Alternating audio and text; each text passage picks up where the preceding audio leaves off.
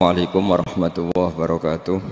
Bismillahirrahmanirrahim. Ketika Rasulullah wafat, itu separuh sahabat hampir mayoritas, ya Rasulullah kita semua ingin kita dulu yang meninggal karena engkau begitu penting.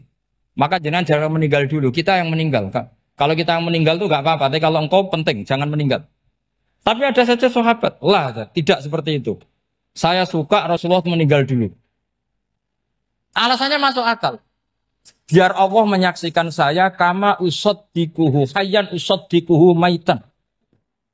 Allah biar menyaksikan saya iman kepada Nabi ketika masih hidup. Dan saya buktikan setelah mati pun, setelah meninggal pun, setelah wafat pun, iman.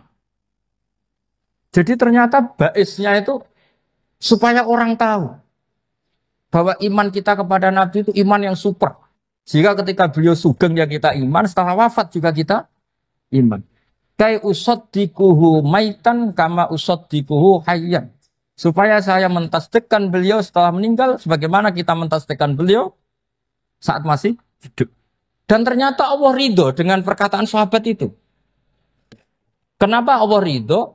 Karena menjadi pelajaran bagi orang-orang yang ditakdir gak menangi Rasulullah SAW. Tetap mereka ini. Jangan kayak setan. Setan itu kurang ajar betul kalau iblis itu. Masyhur itu. Iblis itu nangis-nangis neng Nabi Musa.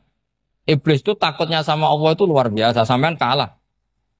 Iblis itu setiap ketemu malaikat karena dia ngerti alam gaib, mesti apa itu? Kama sali syaitani id qala lil insani kfur falamma kafara qala inni bari'um minka inni akhafu wa rabbal alamin. Jadi setan iblis itu paling sering bilang inni akhafu wa rabbal alamin karena iblis itu tahu surga, tahu neraka, tahu kekuasaannya Allah. Jadi takutnya sama Allah luar biasa.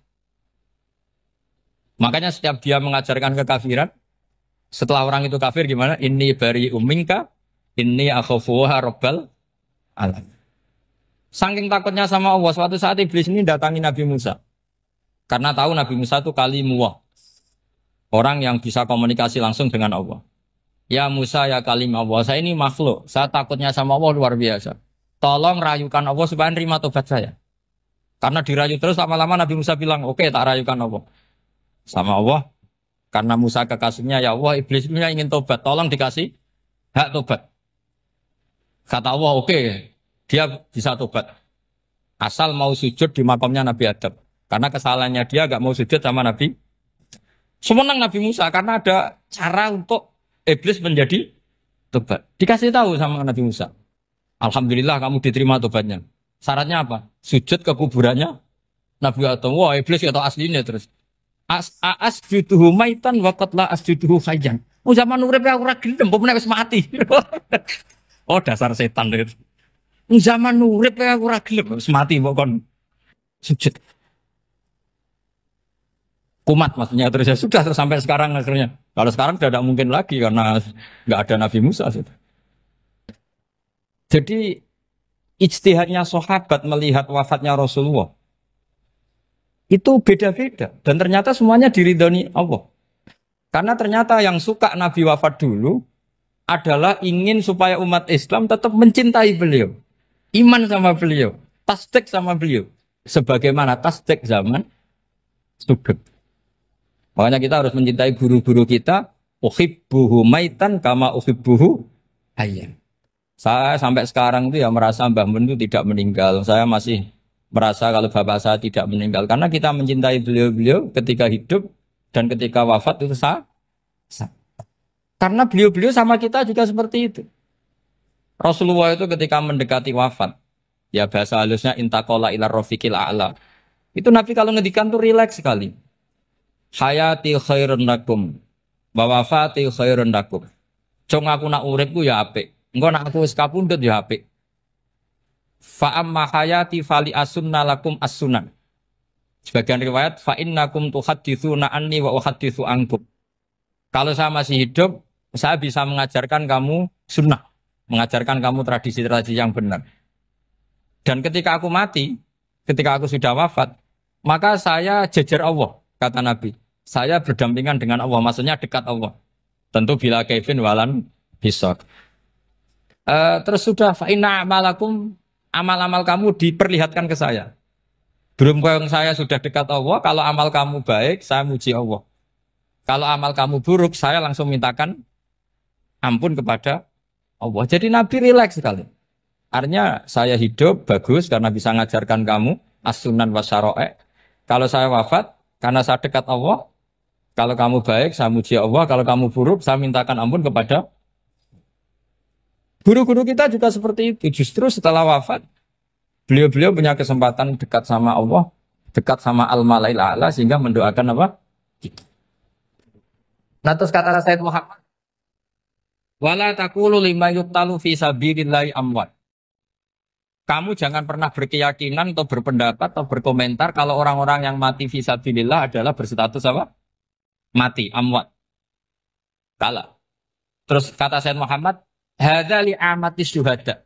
Ketentuan ini bagi umumnya syuhada. Artinya gini, umumnya syuhada saja tidak berstatus amwat.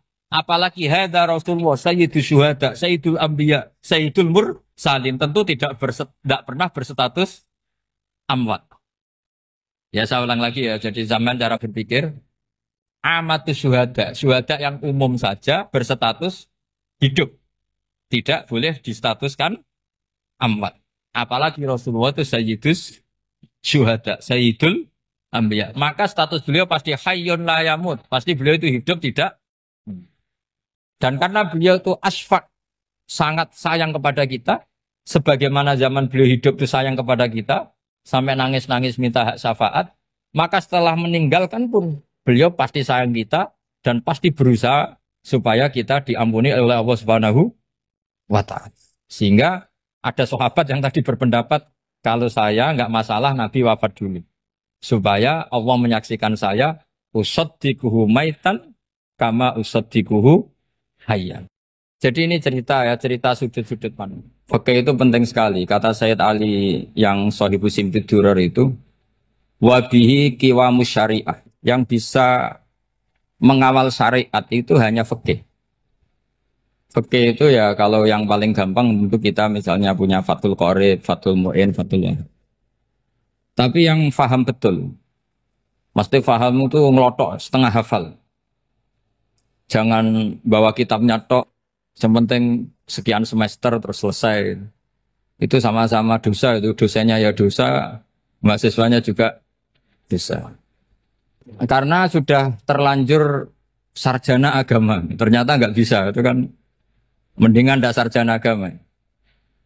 Itu saya tak cerita sama Kiai Roba, itu ada fatwa Kiai, Kiai juga wali. Suatu saat ada penyanyi dangdut top terkenal di Indonesia itu nyanyi dangdut. Ya penyanyi ya dai. Entah itu hakikat, entah majas, tidak tahu. Itu kiai itu fatwanya lucu. Kalau kamu datangi dia pas main dangdut, masih saya beri izin.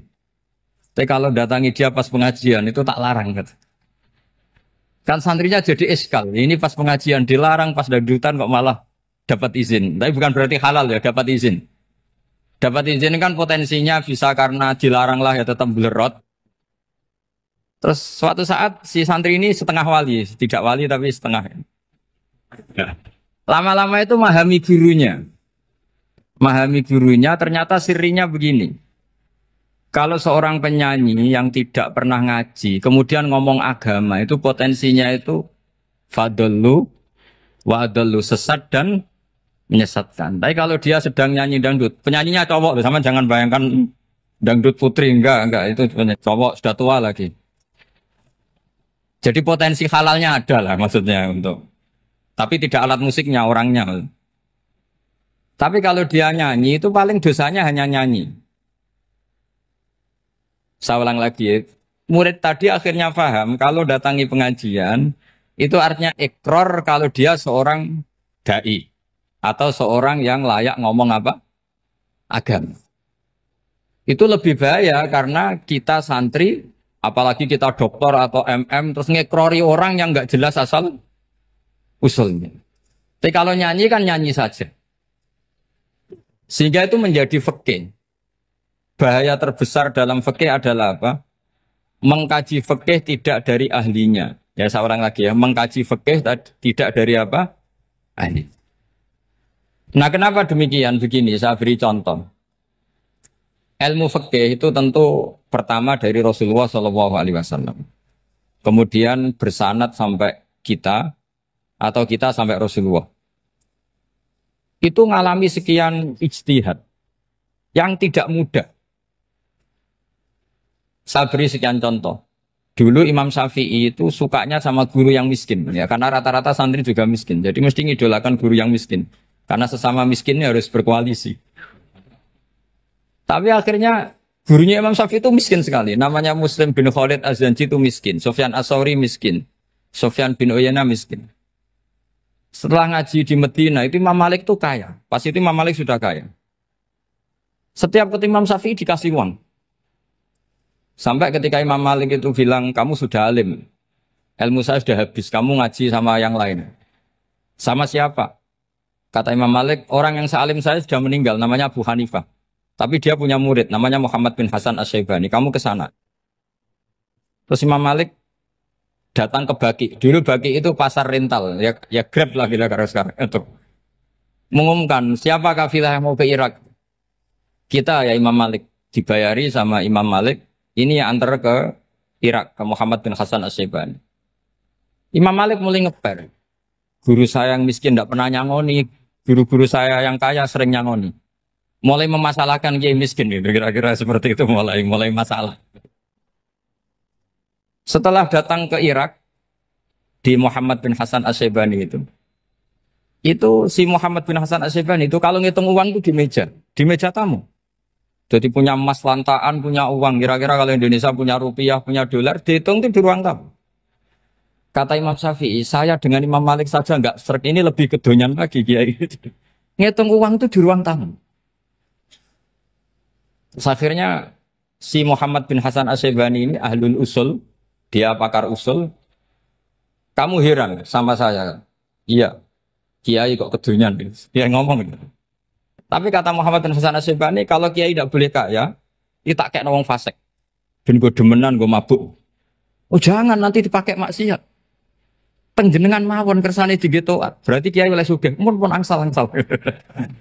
Semenjak itu jadi satu fikih bagi Imam Syafi'i. Ternyata kalau mengharamkan kiai sugih, berarti membolehkan yang fasik sugih. Kalau yang fasik sugih bisa dipakai i'anah alal maksiat. Semenjak itu mindset pikiran Imam Syafi'i rubah.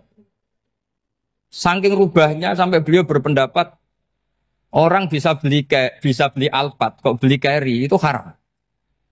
Bisa jadi bupati kayak Pak Roba, kok jadi RT haram. Pokoknya gitu.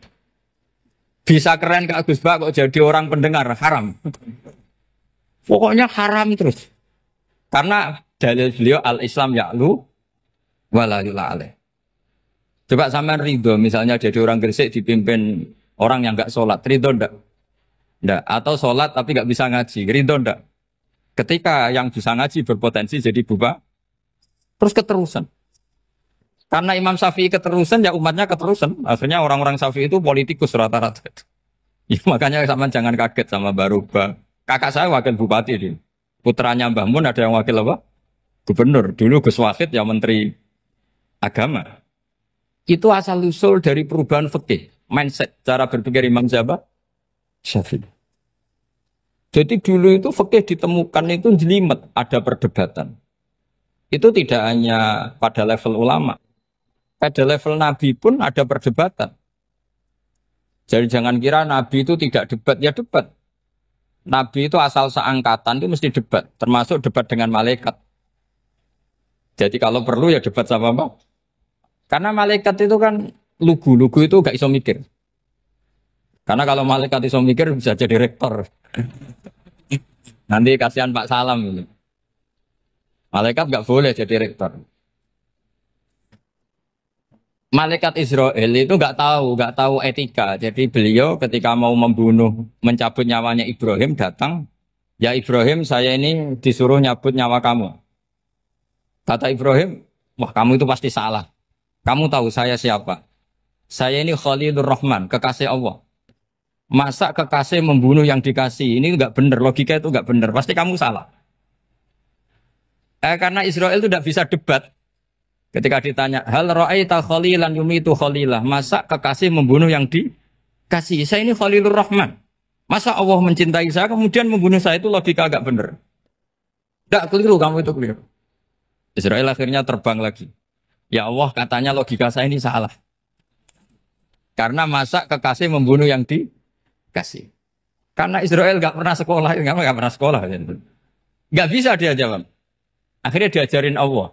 Dah kamu bilang gini ke Ibrahim. Hal ra'aita khalilan yakrahu ayyalqa khalila.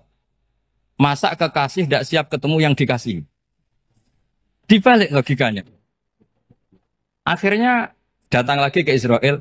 Kata Allah begini. Masa jenengan kekasihnya tidak siap ketemu yang kau kasih. Oh ya oke mati gak apa-apa. Jadi ilmu itu ngalamin perdebatan. Jadi saya datang murni karena Kiai Mas Buhin, bukan karena MC. Itu dosa besar kalau saya datang karena MC. Karena saya punya kewajiban yang lebih besar. Jadi yang bisa mengalahkan adalah a'dzama minhu, yang super besar kira-kira. Karena jelas ada riwayat inna min abaril birri silatar rajuli ahla wuddi abi. Ya, inna min abaril birri silatar rajul ahla wuddi abi. Di antara kebaikan yang sangat baik adalah seseorang menyambung teman bapaknya. Padahal sampean kan nggak mungkin teman bapak saya. Teman saya aja nggak mungkin, nggak level apalagi bapak saya kan. Jadi malah mohal itu. Saya berkali-kali cerita di mana-mana cerita, fikih itu harus dievaluasi. Karena ini masalah furu'iyah. Saya berkali-kali cerita di mana-mana cerita. Hukum berteman orang fasik gimana? Pasti orang jawab haram karena takut ketularan orang fasik.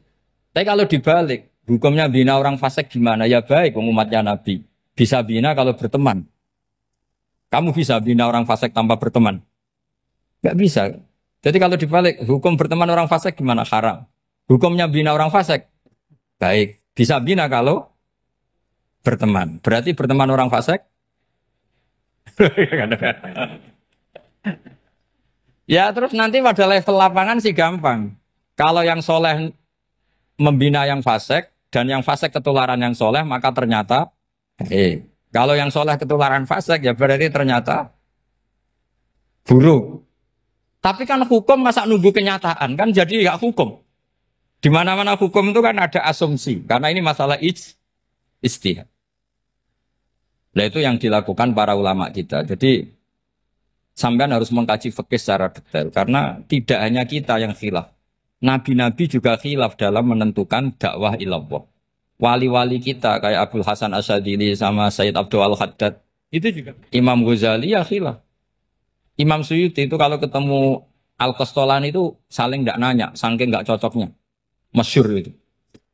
Jadi ulama ora cocok. Bedanya nak saiki perkara partai. Kalau orang dulu enggak. Karena pakai asumsi. Pakai asumsi karena memang susah.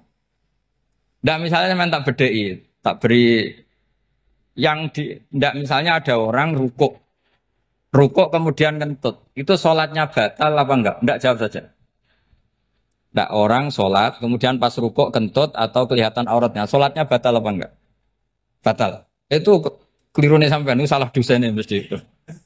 Pertanyaannya gini, yang dikatakan sholat itu kan aqwalun wa af'alun muftatahatun bitakbir muftatamatun bitaslim.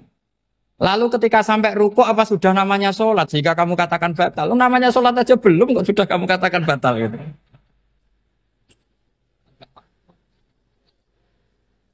Iya kan?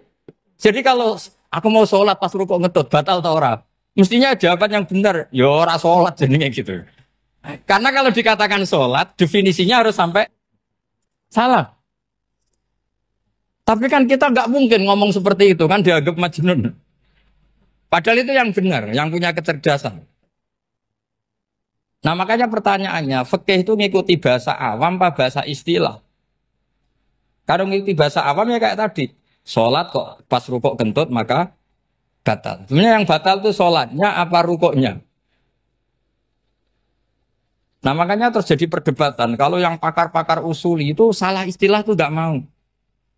Saya ulang lagi, kalau pakar-pakar usuli itu salah istilah itu nggak mau.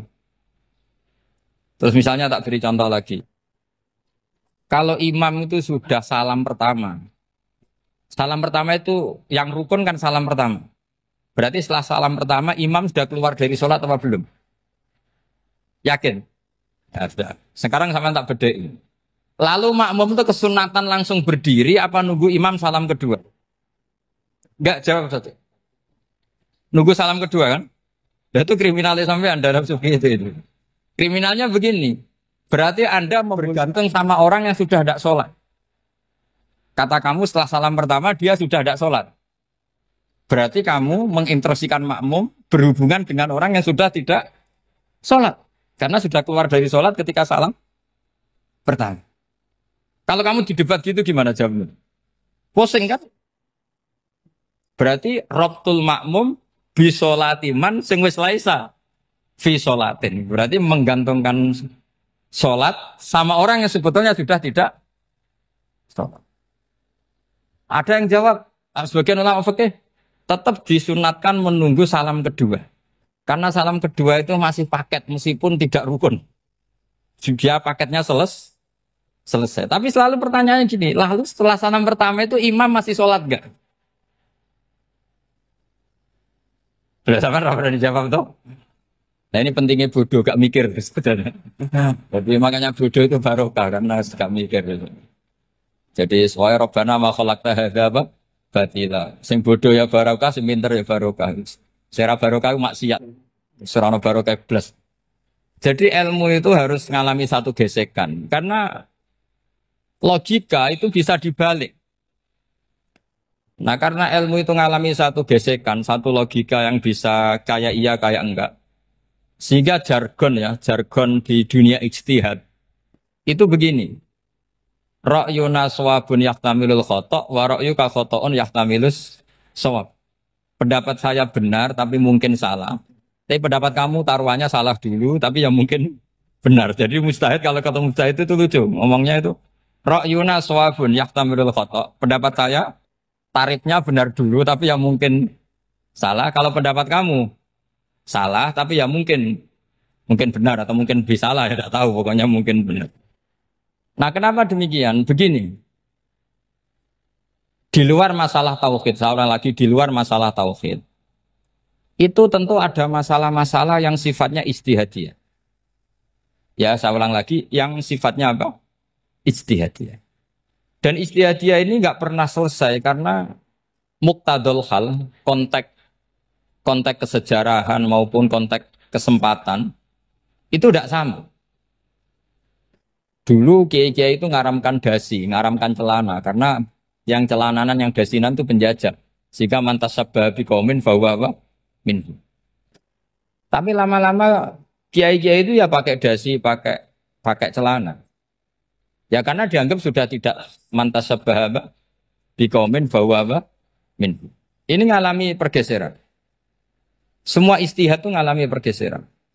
Lalu pertanyaannya begini, lalu istihad apa Gus yang permanen? Yang permanen ya istihad dengan alat apa? Istihad. Saya beri contoh misalnya begini. Nabi Musa itu yang ngalami istihad. Kata beliau karena kangen Allah, itu ingin melihat Allah karena kangen. Rabbi arini anzur ilai. Qala lan tarani walakin anzur ilal jabal. Ya sudah namanya orang kangen ya ingin melihat. Ya sudah gitu aja. Sehingga ahli ilmu kalam itu berdebat. Kalau kata ahli sunnah, karena Nabi Musa minta ingin melihat Allah, berarti melihat Allah itu jaiz, mungkin. Karena Nabi gak boleh bodoh meminta sesuatu yang mau hal. Maka antipatinya ahli sunnah terhadap pendapat Mu'tazilah itu antipati. Karena menurut pendapat Mu'tazilah, Allah itu qadim. Allah itu laisa kamislihi syai'un, sehingga gak bisa dilihat. Pertanyaannya adalah berarti Nabi Musa meminta sesuatu yang mau hal. Itu bodoh sekali sampai nggak tahu mana mau hal, mana apa? Jaiz. Makanya kata Imam Ghazali, masa Nabi Musa yang Nabi nggak tahu kalau melihat Allah itu mau hal. Sampai minta berarti nganggap itu jaiz atau boleh. Itu cara pandang orang-orang ahli sunnah apa? Wal jamaah. Tapi tetap saja sebagian ulama itu ya balelo. Yang kayak Mu'tazilah itu ya balik loh. Cara berpikir pokoknya itu karena kangen, bukan karena mungkin atau tidak mungkin. Jadi nggak mungkinnya tetap tidak mungkin. Terus mereka dalil la tudrikul absar wa huwa yudrikul absar. Nah, sudut pandang ini akan terus. Ada seorang wali ditanya, kalau kamu di surga ingin melihat Allah apa enggak? Jawabnya enggak. Kenapa ya? Kasihan Allah. Terus kenapa ya? Unazzihu dzalikal jamala an-nadhari misli. Saya tidak ridho Allah yang hebat, yang keren, kemudian sing delok di rumah aku wong resik. Koyo gak ngergani pangeran. Sebenarnya sing delok Allah ben golongane Nabi Muhammad, Nabi Ibrahim, kowe ora usah ngilangi keren. Maksudnya itu. Jadi ada ulama itu jadi wali kalau sholat itu karena di soft belakang. Tapi jangan ditiru. Itu kan nggak lazim ya. Lazimnya kan afdhalus shufuf as-saful awal. Ketika ditanya, kenapa kamu kalau sholat di belakang? Cek GR koyok wani suwan pangeran gak ngarep. Aku sungkan dadi kok gulir. Kalau sampean kan karena males bukan karena sungkan. Jadi itu artinya rasa ya. Makanya nggak bisa, nggak ada istihad itu tidak mungkin karena perasaannya orang itu beda-beda. Itu Sayyid Abdul Al-Haddad itu kalau ngendikan masyhur. Man da'a li dzalimin fil baqa faqad ahabba ayyusawwah fi ardi. Orang yang mendoakan orang fasik masih hidup, gak mati-mati, itu berarti suka kalau Allah dimaksiati di buminya.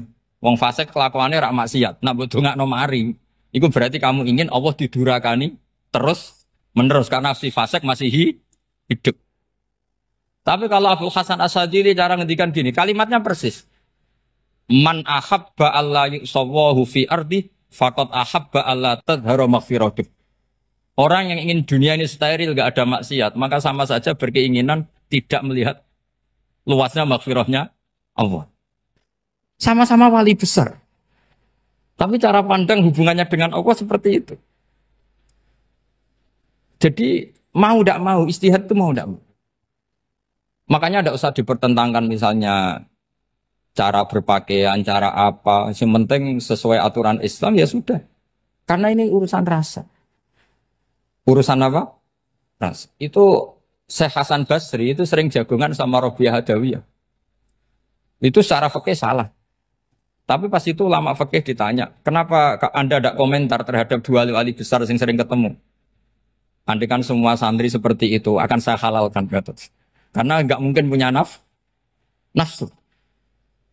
Sehingga fikih dulu memang masih asli. Kamu lihat di takrib misalnya, lelaki melihat perempuan itu nggak boleh kecuali sekian alasan. Termasuk boleh itu litaklim karena mengajar atau lil muamalah. Ini yang mulai masalah. Ada warung kopi, penjaganya cantik. Santri-santri ngopi. Ini lil muamalah. Kan kasus ini.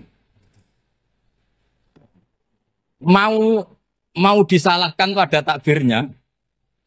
Mau dibenarkan ini jelas fasik kan? Jelas fasik. Jelas fasik. Maksudnya sudah fasik sebelum itu ditambah itu. Jadi fasiknya permanen. Nah pertanyaannya adalah, kalau kamu ngajar mbak-mbak, kemudian hafal yang cantik yang enggak, itu taklim lin nazar apa nazar li taklim? Itu taklim apa modus? Makanya kalau ngopi cari bakul yang cantik, itu muamalah untuk nazar apa nazar untuk muamalah? Loh kalau saya ngopi dengan kirobah pasti halal. Karena begini, berjalan saja, bareng capek, nggak tahu itu warungnya siapa, terus berhenti ngopi. Kebetulan bakulnya cantik. Nah itu mungkin halal, karena kan saya nggak milih-milih. Ingin ngopi kebetulan bakulnya cantik. Kalau kamu kan nggak apal daftarnya. Wah itu mesti haram itu, mesti haram itu. Karena berarti kan kamu menjadikan ngopi ini modus. Gue jagain tak kok pangeran. Lo kok nazar? Muamalah Gusti, muamalah. Itu mesti modus. Maka fikih itu harus dikawal oleh tasawuf. Kalau enggak, semua hukum fikih bisa diakalin. Makanya Imam Bukhari punya satu bab namanya Kitabul Khiyab. Bab mengkhilaf fikih. Beliau itu antinya sama Abu Hanifah itu luar biasa. Enggak ada ulama dibenci Imam Bukhari kayak Abu Hanifah. Masyhur itu. Untungnya beliau enggak menangnya Abu Hanifah. Kalau menangi geger terus ini. Bisa faksul masail terus. Itu Abu Hanifah itu ulama yang suka khilah. Khilah itu ngerekayasa hukum. Misalnya begini. Saya ini puasa agak lemes. Ujian agak lemes. Apalagi kiai serawati di duit santri beling-beling lemes ini. Apa mangan itu kan, wah, poso-poso kok mangan kan gak keren. Supaya saya bisa makan dan halal, saya bisa ngajak Kiai Robai ya jalan-jalan. Jalan-jalan nyari yang jarak 2 marhalah, ya sudah. Terus bisa makan. Kalau ditanya Allah kok makan? Musafir. Jadi bolehkah insya safar menciptakan pergi demi untuk supaya boleh iftar? Boleh enggak cara jenengan? Enggak boleh, alasannya apa? Kan pergi. Perginya juga enggak maksiat. Itu khilaf. Tapi Sayyid Muhammad, Abuya Sayyid Muhammad, Muhammad bin Alawi, Sayyid Muhammad, itu membela Abu Hanifah. Artinya membela jangan semua khilaf itu diharamkan. Karena itu cara, saya ulang lagi, karena itu cara untuk mengawal bahwa hukum Allah itu luas. Karena kalau nggak ada khilaf itu ya kita kesulitan. Kita kesulitan. Misalnya begini, ini penjelasannya, makanya kita harus sering mendengar. Saya itu dulu masih sangat fikih itu protes, kenapa ada poluan polisi wanita? Itu kan pekerjaan cowok ya, pekerjaan pria. Tapi setelah mendapat penjelasan dari polisi, itu alasannya masuk akal, Gus. Kadang-kadang orang nakal itu menyembunyikan narkoba, itu di alat wanitanya. Itu kalau semua lelaki, polisi kayak jenengan, itu kan masalah itu. Sehingga memang harus ada polisi wanita, karena sebagian pengedar narkoba itu perempuan dan menyembunyikannya di tempat itu. Kalau semua polisi cowok kan gak kebayang. Sehingga kita akhirnya mendengar, membolehkan polisi itu wanita. Ada wilayah yang harus wanita. Begitu juga ada pertanyaan, kenapa sih dokter kandungan itu cowok? Saya punya banyak santri yang muhibin saya itu dokter kandungan. Tak tanya, kamu itu kok cowok kok jadi dokter kandungan? Kan pekerjaannya seperti itu. Dia jawabnya lucu. Dari 10 yang tes jadi dokter kandungan, itu yang cewek itu lulus 2. Yang cowok lulus semua. Karena ketika cewek dites melihat ketuban pecah darah itu langsung pingsan. Sehingga yang secara psikologi dablek itu kan memang lelaki. Jadi serah wongnya sewakit santes. Kadang nggak lahir-lahir dinteni nang jopo rokokan santai. Itu kalau cewek yang jadi dokter kandungan itu nunggu jam 11, jam 4 sudah pingsan. Nah ini cerita, bukan berarti saya menghalalkan, enggak. Kita harus mendengar, saya ulang lagi, kita harus apa? Dan itu setelah mendengar, itu nanti jadi disiplin ilmu, yaitu namanya fikih. Karena ilmu fikih itu sebetulnya gampang. Sampai kalau ngaji i'anah, itu kelihatan fikih itu gampang, karena ada logika yang terbangun. Misalnya begini, orang kalau tawaf itu disuruh agak jauh dari Ka'bah. Jangan sampai nginjak sadarwan. Karena sadarwan itu pondasi itu ikut Ka'bah. Kenapa begitu? Ya jenenge ra muteri Ka'bah, ide-ide Ka'bah. Jadi sebenarnya sederhana logikanya. Sing jenenge muter itu di luar itu kita muter. Nah kalau nginjak pondasinya namanya gak muteri Ka'bah tapi ide-ide Ka'bah. Ya jadi sederhana sebetulnya ya masuk akal. Jadi fikih itu tidak ada yang iskal, sebetulnya masuk akal. Tapi karena kita nekuni itu tidak serius, maka terus jadi paradok. Saya beri contoh lagi, ini sebagai penghormatan saya sama Kiai Mas Bukin, karena ini sudah namanya fakih. Kalau ada ayam, jago, ditabrak truk, terus kejet-kejet, adekan dibiarkan pun mesti mati. Karena gerakannya sudah harokatul masbuh. Terus kamu sembelih, itu halal apa enggak? Enggak jawab, ayam jago loh. Kalau kamu katakan halal, dia sudah tidak punya hayatun mustaqirroh, kehidupan yang permanen. Andai kan kamu biarkan pun 1 menit lagi meninggal. Kejet-kejet kan prosedur saja.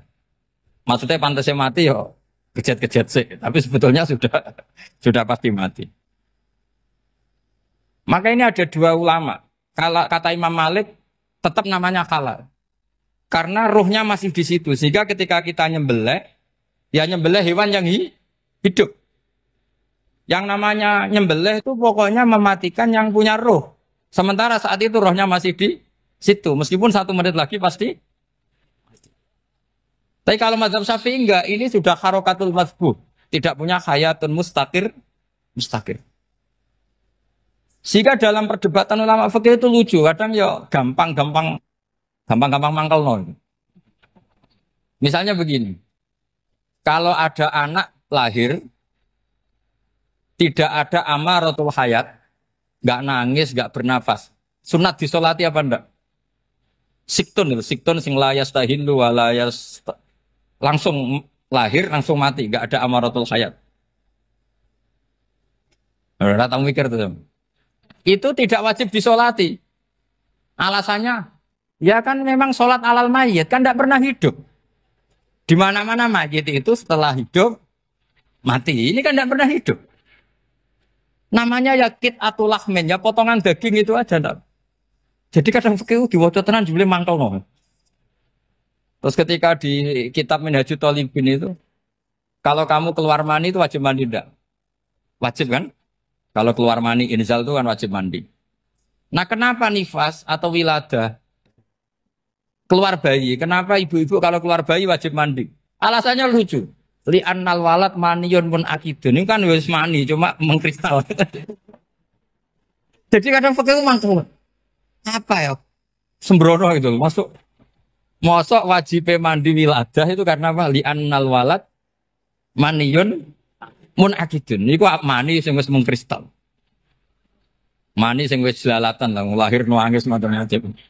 Jadi ternyata karena kenapa fikih butuh alasan? Nyari hadis tentang keluar anak mandi itu enggak ada yang sorry. Yang ada adalah tentang inzal. Innamal ma' minal.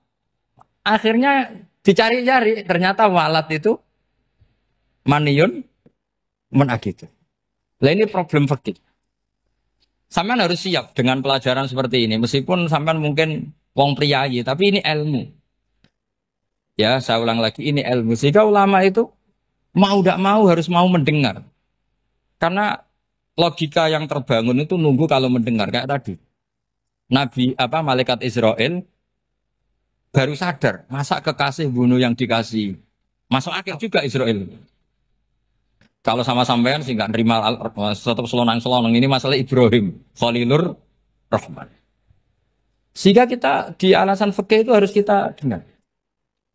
Saya dulu itu, saya sampai sekarang itu sama kalau bayi lahir masih sudah berbentuk bayi, saya sendiri berpendapat sebaiknya disolatin. Kalau sudah berbentuk bayi, meskipun tidak nangis, tidak ada amaratul hayat.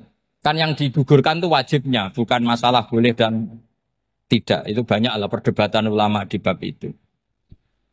Saya beri contoh lagi perdebatan ulama. Ini contoh-contoh fikih karena ini khusus penghormatan status fakih tadi.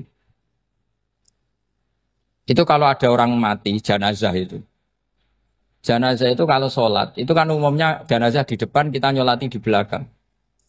Itu yang mengatakan begitu ya tidak punya alasan. Ya taunya mulai dulu begitu, di mana-mana nyolati jenazah, jenazahnya di depan. Tapi di kitab Makhali jelas diterangkan, kata kaul sani tidak wajib.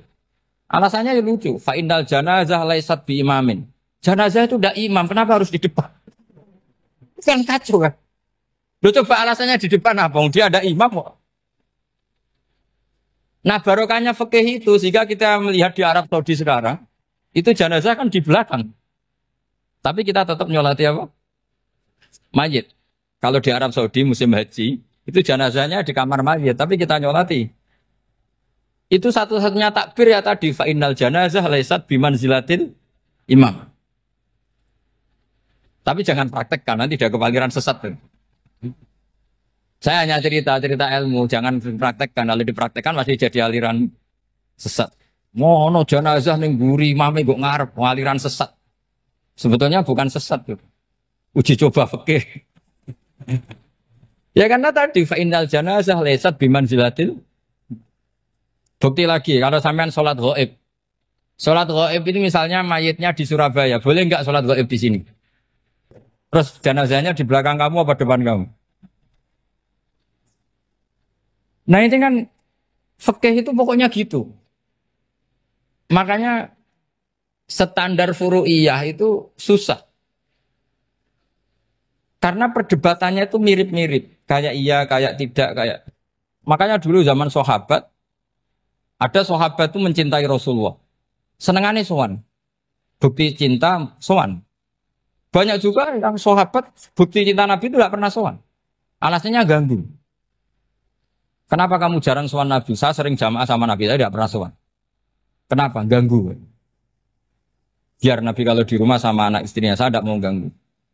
Makanya saya termasuk kiai yang gak pati seneng disowani. Karena ya itu tadi. Kalau ngulang seneng saya, kalau disowani biasa saya. Kalau Kiai Roba itu nilai, nak pernah sepuh jadi rasuan nilai.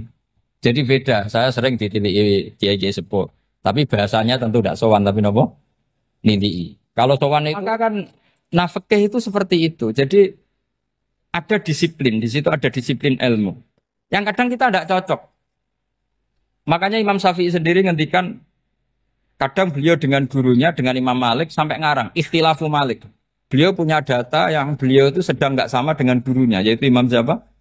Malik. Karena mindsetnya itu beda. Tidak sampai misalnya saya tanya, sholat itu harus menghadap kemana? Tidak, jawab saja. Kiblat kan. Ukurannya apa coba? Namanya madhep. Wajah apa dada? Imam Syafi'i milihnya dada. Sekarang praktekkan dalam dialog keseharian. Saya jagungan sama Kiai Roba, seperti ini, terus wajah saya begini, madep enggak? Nah itu masalah. Terus pertanyaannya, madep dengan dada itu fis sholat apa fil qiyam?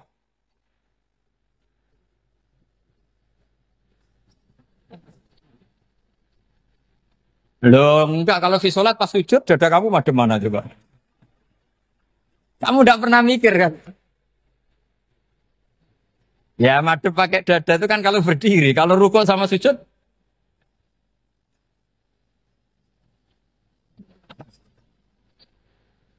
Loh itu ulama itu jelimet gitu. Makanya jarang yang menekuni profesi ulama itu. Karena menekuni proposal banyak, karena memang susah. Jadi ulama itu orang yang cara berpikir sudah aneh.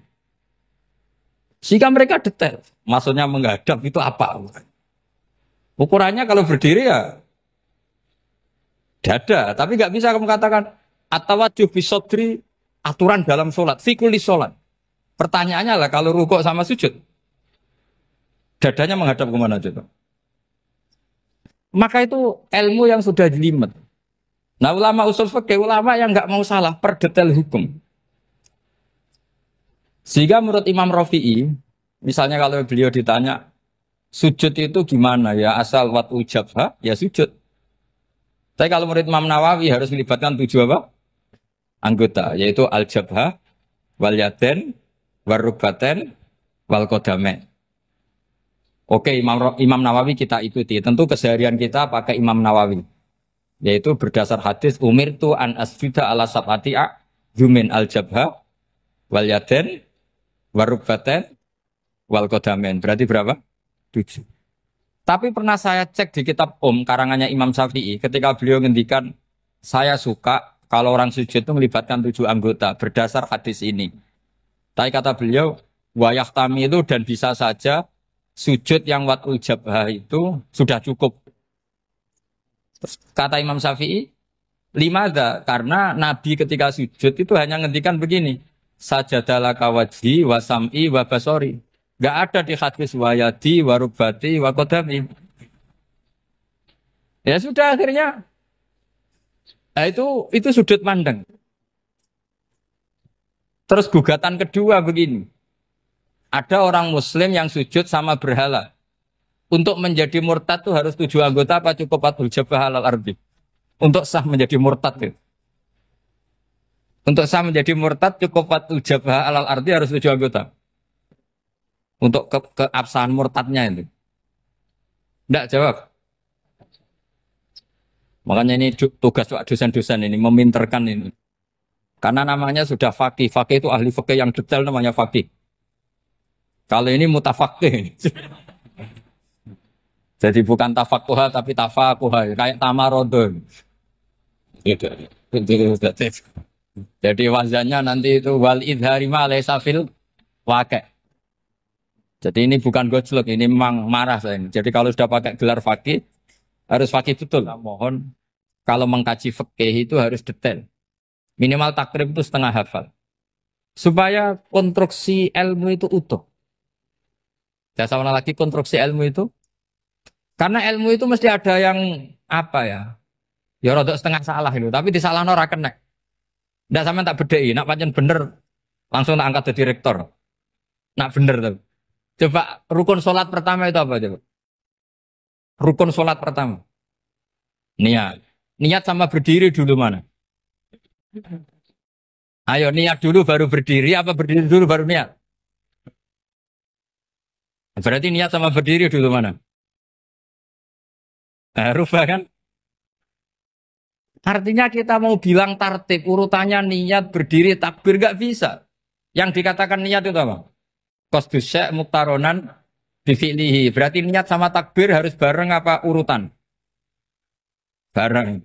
Terus dengan qiyamnya urutan apa bareng? Bareng apa urutan? Loh enggak, kalau urutan berarti takbir dulu duduk baru berdiri.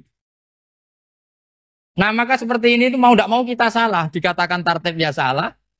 Dikatakan serentak. Ya salah. Cuma karena kita bodoh. Gak tahu mikir itu. Alhamdulillah kan di situ itu. Lu coba. Niat sholat loh. Niat takbir qiyam. Dulu man. Niat takbir qiyam. Dulu mana coba? Dulu qiyam. Gak ada kitab yang mengatakan arkanus sholat awaluha. Oh dianggap kitab kriminal. Maksudnya. Makanya ngendikan ulama-ulama di Sarah-Sarah, mau tidak mau sebagian istilah itu tasamuh. Tasamuh itu wis tiga gampang ngono kok repot. Karena kita tidak bisa detailnya. Coba misalnya puasa. Puasa Ramadan itu wajib apa? Tabi itu niat, nginep no niat. Sing darani nginep itu umure lama apa enggak? Lama kan? Sekarang sebelum 2 menit kamu baru niat, sah apa enggak? Sah. Itu sempat nginep apa enggak 2 menit itu? Enggak sempat kan? Jadi ilmu itu makanya kata ulama-ulama pokoknya ilmu itu mesti ono unsur tasamuh. Tasamuh itu ya tiga gampang. Apa? Tiga gampang. Misalnya Imam Syafi'i berpendapat mashu ba'dir roksi. Itu kata beliau walau sya'rotan fi hadir roksi. Meskipun satu rambut asal masih di wilayah kepala. Tapi kalau rambut itu dikeliwir, dibasuh di sini enggak sah. Karena sudah keluar dari batas apa? Kepala. Imam Syafi'i cara berpikir kan yes ngene iki jenenge basuh sirah. Tapi cara Abu Hanifah enggak. Ya enggak, yang namanya megang kepala itu ya minimal 1/4. Masa gitu dikatakan megah. Lalu ulama usul fikih itu berdebat. Sesuatu itu sesuai masodaknya. Masodak itu yasduku alaihi kadza. Yaitu ini tadi saya cerita ke Ibu Khen tentang ngaji Jamul Jawame. Ini ilmu yang di Jamul Jawame. Sesuatu itu ukurannya mayasduku alaihi kadza apa dengan takrif definisi. Misalnya gini. Sholat itu batal dengan makan. Kalau kamu sholat, makan batal nggak? Nggak, jawab saja. Batal. Itu satu upo apa satu piring? Nggak, jawab saja. Satu upo sudah batal. Sekarang bab makan di ngormat tamu. Cung tamuku keimangan. Iku sak upo apa sak piring? Nah ini kan tidak fair. Di bab tamu makan satu piring, tapi di bab sholat satu upo. Maka pertanyaannya, lalu penamaan sesuatu itu berdasar masodak, mayasduku alaihi ismu kadza, atau berdasar uruf?